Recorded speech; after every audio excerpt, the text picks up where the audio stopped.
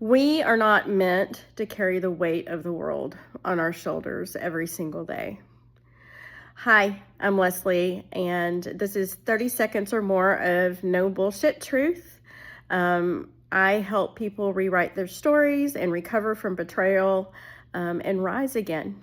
And today I'm going to go a little bit off topic because it's come up a lot lately.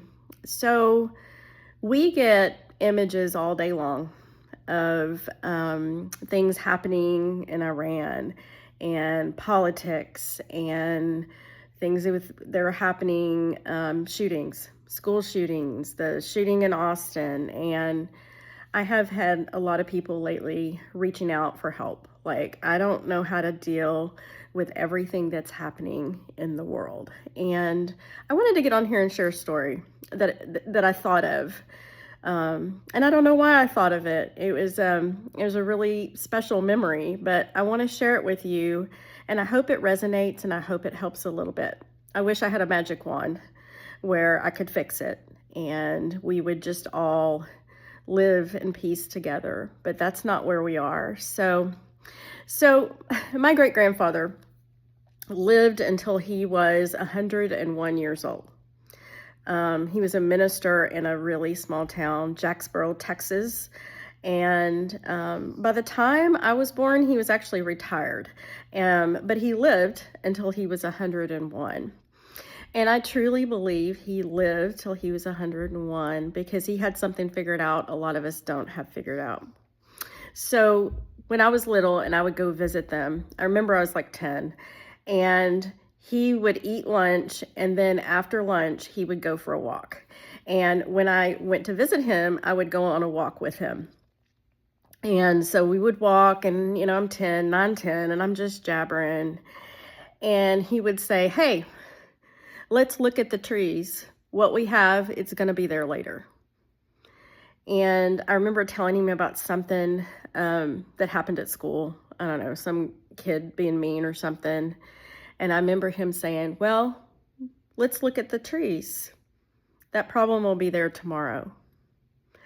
And so we, at 9 or 10, you're kind of like, "Okay, thanks. You're not helping me." And he would have me get on the porch, and one of his favorite things to do was watch the ants and look at the flowers. And he had pecan trees. So we'd go out there and we'd pick up the pecans.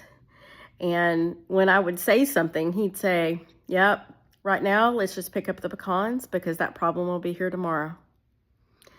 And, at the time, 9 or 10, you don't get it. You're like, okay, what is this, right? It suddenly occurred to me when I was older that what he was teaching me was a little bit of mindfulness. And I think it really resonates with me because sometimes we don't know what to do. We feel like we should do something. There's all this stuff going on in the world, and we should do something to fix it. But we're not meant to live in constant chaos and outrage. And I remember when I was growing up, my parents would watch the news, the Channel 8 news here, 6 to 6:30. And we didn't get just the flood of information that we get right now.